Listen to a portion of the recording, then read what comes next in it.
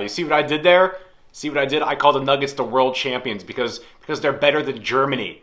Okay? Are you mad? Does it make you feel some kind of way? Oh, I love being petty. Oh, I love being petty. Okay. Let's get to it. I'm trying to make this quick because the Heat play soon. I'm doing. You're not going to see my ugly mug this video. I'm going to do something kind of like funky diabetic, kind of like how he does it. All right. So the NBA kicked off yesterday. Pretty pumped. Saw some nice little DHOs and a pin down and a double drop down defense. All right, looking pretty good. And all right, that's my funky diabetic impression. There you go. Shout out to him. Big fan. All right. So I'm just going to go over these two games that played yesterday to kick off the season. And I have some thoughts. First of all, Nuggets are ridiculous. And I think they're going to win the championship again, which is great because that's the last thing ESPN and the geniuses over there in the NBA establishment wants. They don't want that. They don't want a small market team winning with the guy who doesn't whore himself out on social media and dumb commercials like Jokic. He doesn't do that nonsense because he's a grown man and he shows up to games wearing suits, not dressed like in pajamas like the rest of these clowns in the NBA. We should bring back a dress code. All right, to the game. The Nuggets are just absolutely ridiculous. I feel like they got even better. I never bought into this narrative that because they lost Bruce Brown and Jeff Green that was going to affect them in any kind of negative way. I mean, those guys are great, but I mean, the core of that team is Gordon, Michael Porter Jr., Jokic, KCP, and Jamal Murray. Jokic just had an effortless triple-double. We know what Murray and Jokic are going to do. I personally was really impressed with Kentavious Caldwell-Pope. And like I said, as a Heat fan, I really hope that like Josh Richardson can do for the Heat what KCP does for the Nuggets. Lakers, really impressed with Taurean Prince. That's about the only person I was impressed with on that team. Now, granted, it's only one game. I get it. Small grain of salt, but still, the first game of the season, it's important. You set the tone. Obviously, these teams faced each other in the Western Conference Finals. Look, I'm going to say something that's going to offend a lot of Lakers fans here, and I really don't care about offending Lakers fans because I live in LA, and this place is a nightmare. It's an insane asylum with nice weather. It's pretty much what it is. Are you ready? Hold on to your hats. The Lakers need to move on from LeBron and Anthony Davis. Yeah, there, I said it. The problem with LeBron right now, where he's at, he can't be the focal point of your team. He can't be the sun anymore with everybody orbiting around him. He's not that guy. It's no fair to him. The guy's pushing 40 years old. He should not be the lead scorer on the team, only playing 29 minutes. That's not a winning strategy. All right? And Anthony Davis, I don't know what that guy's problem is. I mean, 17 points and 8 rebounds? What are you doing, bro? There's no excuse. You didn't score in the second half? There's no excuse. Come on. And hey, Lakers fans, leave Gabe Vincent alone, okay? It's one game. The guy's still getting used to this team, all right? Leave Gabe Vincent alone. Gabe Vincent is the least of your worries, let me tell you. Like D'Angelo Russell was so much better. Get out of here. I have thoughts about Gabe. I really wish Gabe stayed in Miami. That's a whole other conversation. Taurean Prince, man, really, really impressed with him. But Anthony Davis has to step up. Braun, he looked a little off. I know his stat line is good. He seems to just do this thing now where he just barrels down the center of the court and just like he's playing football and just expects a foul to be called every time for him. He's like a bull in a china closet barreling down the middle of the court like a bowling ball. Defense was his shot was I know it's one game, but I don't know. I'm iffy on this Lakers team. It's gonna be interesting to see what comes of them. Nuggets, I don't see anybody beating them. I really don't. That team is so good. They're so well coached.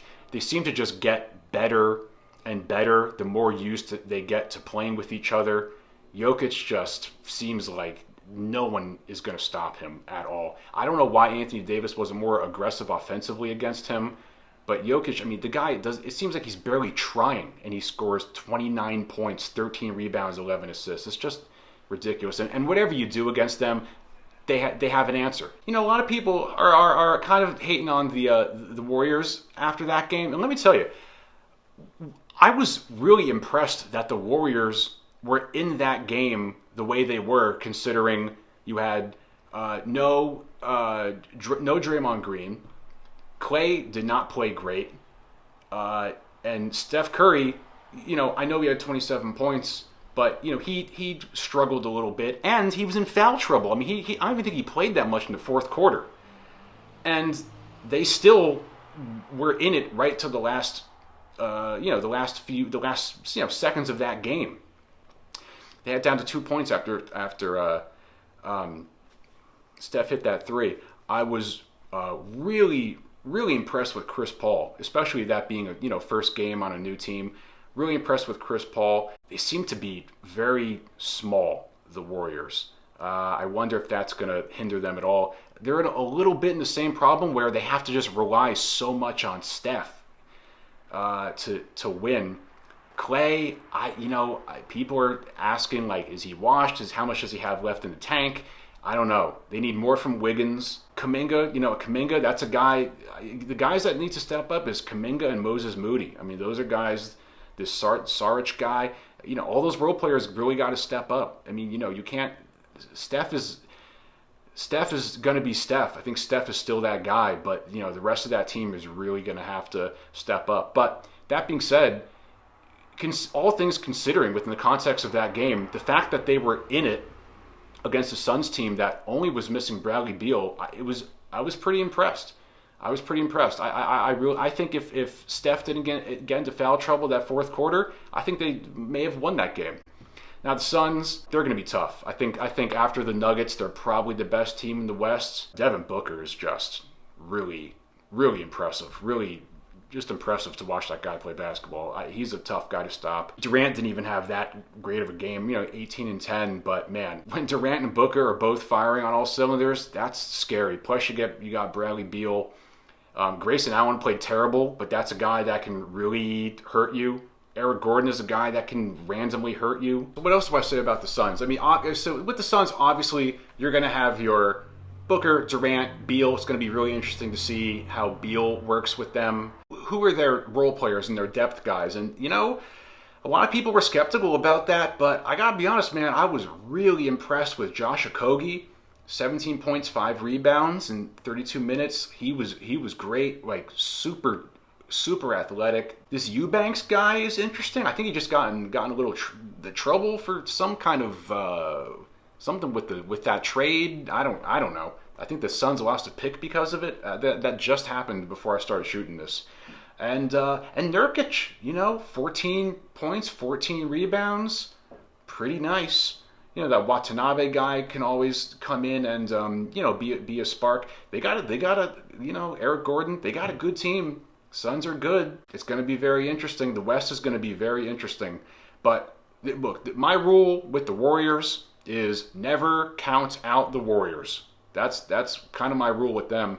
The Suns and Golden State, that could end up being a really fun second round playoff series right there. So I think that's about it. Warriors, I think they'll always be in the mix. I think they're going to figure it out once when Draymond gets back and they all get used to playing with each other. I think they're going to be really interesting. I'm rooting for those guys because they're kind of in the same age bracket as I am. So I'm rooting for the old heads. Suns, I think, are going to be one of the best teams in the West, along with the world champion Nuggets.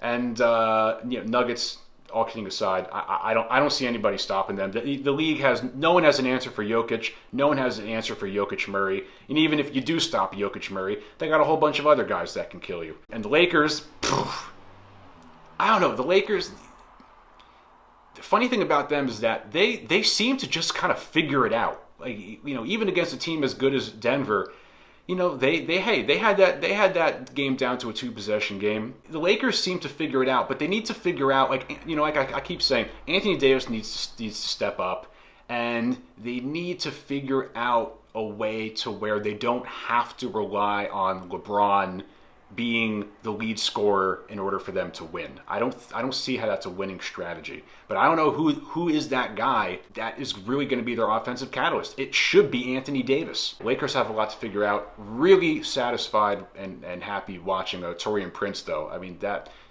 they can make it work. They got to figure it out. All right, that's it.